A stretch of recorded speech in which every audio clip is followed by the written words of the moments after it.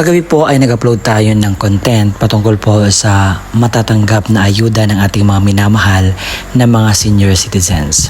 At di ko akalain na napakaraming comment akong natanggap ngayon na kinakailangan ko talagang magawa ng video para po masagutan po ang katanungan ng ating mga tagapanood. Sabi dito, Sir, sa Dasma City, meron po bang payout? Sa QC, bakit wala? Sa Lupis Quezon. At marami pang iba po na nag-comment dito.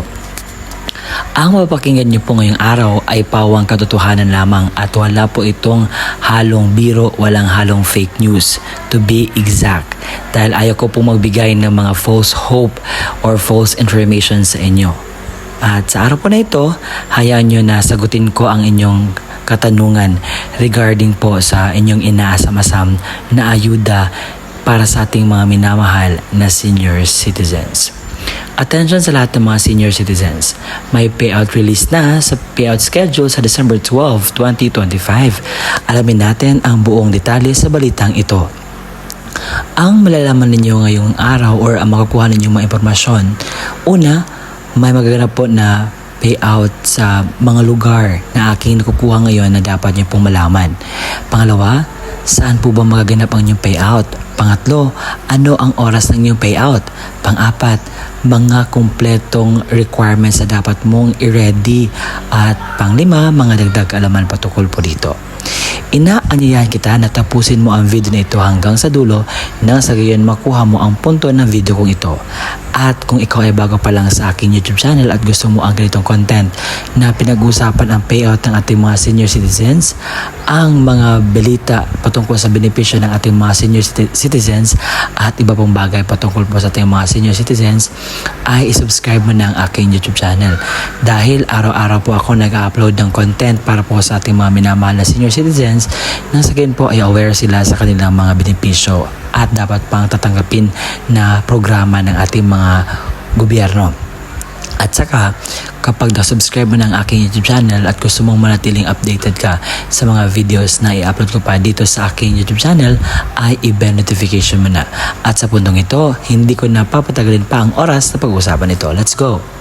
Ang una po sa ating listahan ay ang Kalindangan, Dumaguete City dahil meron pong napakaraming lugar na mag-payout sa December 12, 2025 at ito po ating himahimayin, bigay ko sa inyo lahat po ng mga detalye. Nang sa gayon po ay meron po kayong update patungkol po sa inyong inaasam-asam na payout sa social pension.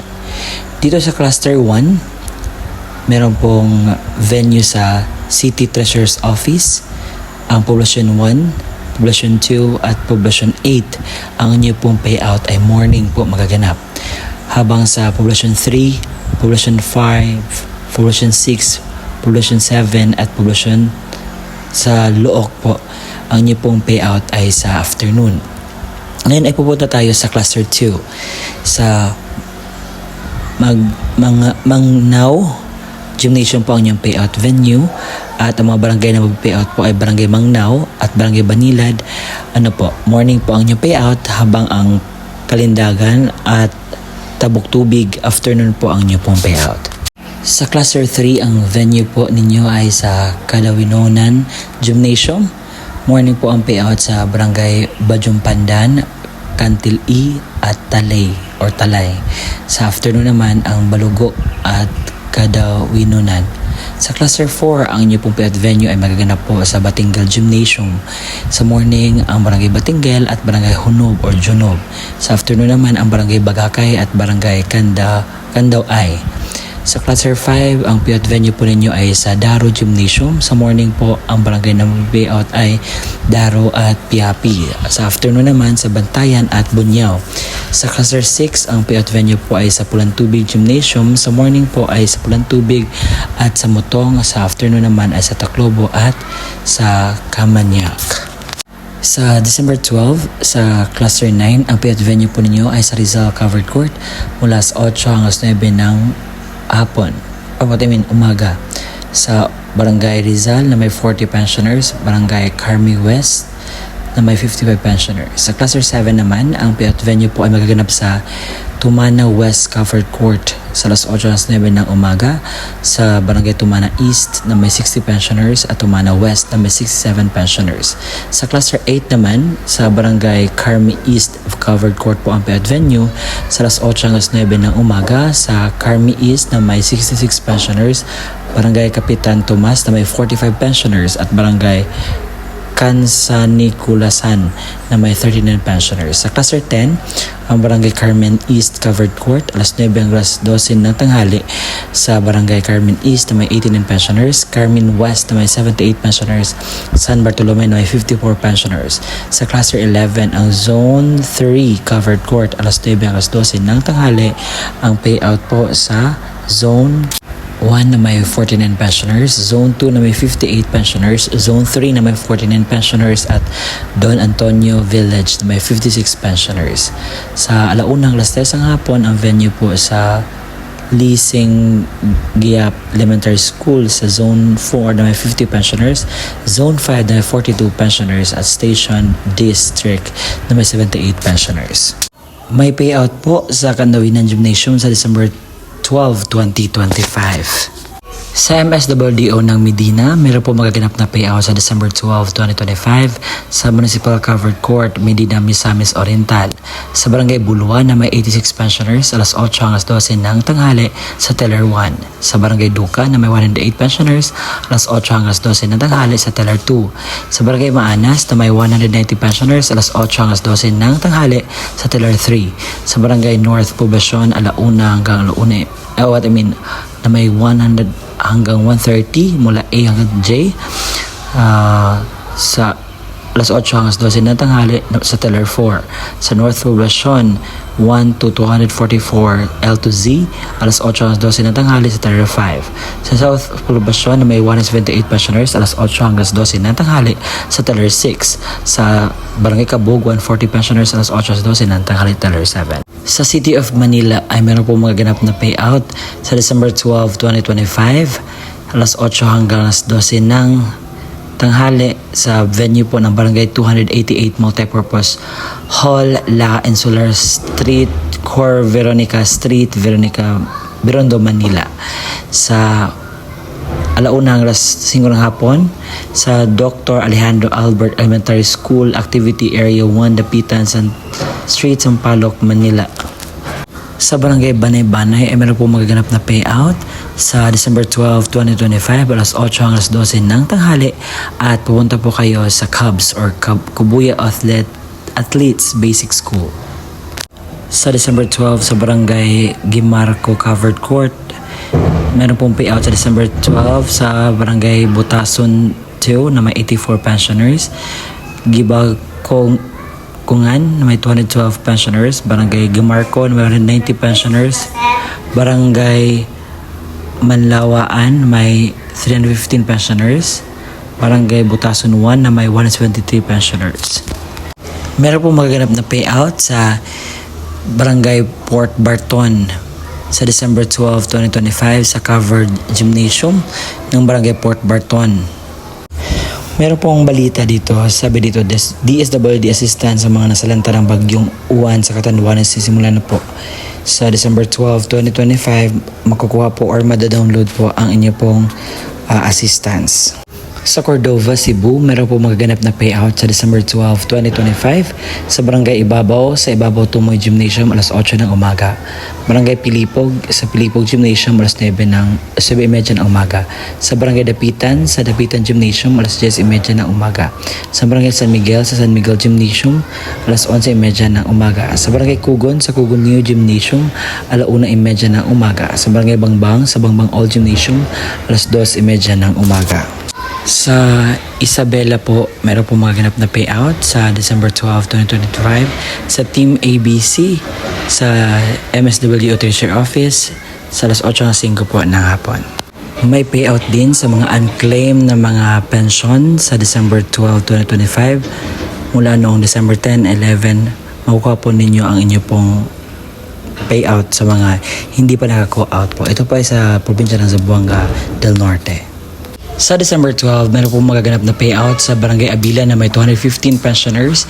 Alas 8:30 ng umaga sa covered court magaganap. Barangay Alo Bihid na may 273 pensioners. Alas 8:30 ng umaga sa covered court. Sa Barangay Matabaw na may 303 pensioners. Alas 8:30 ng umaga sa covered court. At iyon po akin na naihatid ang kompletong detalye ng mga balita na dapat pong mapakinggan na mangyayari sa December 12, 2025. At sa mga nagtatanong, Sir, bakit wala po ang aming barangay dyan? Dahil marami nagko-comment sa aking vlog, Sir, bakit wala po ang aming barangay? Ano po yung dapat namin gawin? Ito lang po ang mas madali nating gawin. Okay, pupunta tayo sa pinakamalapit na barangay sa atin at tanongin kung ano ba ang update sa inyong social pension for indigent senior citizens. Nasa yun po ay malaman natin kung ano ba ang ganap at meron tayong idea para malaman natin kung kasali pa ba tayo or hindi na, natanggal na ba tayo or ano ba. At gusto ko pong i-inform kayo sa dapat niyo pong gagawin. Okay? At ngayon po sa mga nagsasabi na hindi po ito totoo, ay iwan ko na po sa inyo dahil binigay ko na po lahat ng inyong makakaya. Binigay ko na po lahat ng aking mga kaya para ma-inform kayo about sa inyong benepisyo. At sa putong ito, ibibigay ko po ang kompletong detalye ng mga requirements dahil kung walang requirements, wala po tayong payout. Kung senior citizens or beneficiaryo ang kukuha na kanyang payout, isang malinaw na photocopy or Xerox ng senior citizens ID na mayroong 3 original na pirma or thumb mark katulad sa ID ng senior citizens. Paalala, panatilihing presentable ang mga dokumento, ilagay sa plastic envelope nang iwasang magusot. Huwag bilutin ang mga papel at siguraduhin pareho ang pirma o thumb mark base sa senior citizens. Kung authorized representative ng senior citizens or beneficiary ang kukuha ng pensyon, isang malinaw na photocopy ng ID ng senior citizens at lagyan na 3 orihinal na pirma o thumb mark katulad ng nasa ID ng senior citizens. Authorization letter na nagmumula sa MSWDO, CSWDO at OSCA na mayroong orihinal na pirma na MSWDO, OSCA, senior citizens at authorized representative. Isang malinaw na photocopy ng government-issued ID gaya ng SSS, updated PhilHealth ID, Barangay ID, UMID, Voters ID, updated voter certification, updated police clearance ng authorized representative at lagyan na 3 original na pirma o thumb mark katulad ng ipapakitang ID. Paalala, siguraduhin pareho ang lagda thumb mark ng senior citizen, beneficiaryo at authorized representative base sa kopya ng government-issued ID na presenta. Kumpletuhin ang mga hinihinging lagda thumb mark sa authorized letter, iwasang magusot at huwag bilutin ang mga dokumento. Kung namatay na ang beneficiaryo, isang malinaw na Xerox ng ID ng pensioners. Warranty letter na nagmula sa MSWDO, CSWDO o OSCA na may pirma ng MSWDO. Xerox ng death certificate ng beneficiaryo na mayroong serial number. Isang malinaw na photocopy ng government-issued ID gaya ng SSS, updated PhilHealth ID, updated Barangay ID, UMID Voters ID, updated voter certification, at updated police clearance ng authorized representative at lagyan na 3 original na pirma o thumb mark katulad ng pinapakitang ID. Paalala, kumpletuhin ang mga hinihinging lagda o thumb mark sa warranty letter at iwasang maggusot at huwag bilutin ang mga dokumento.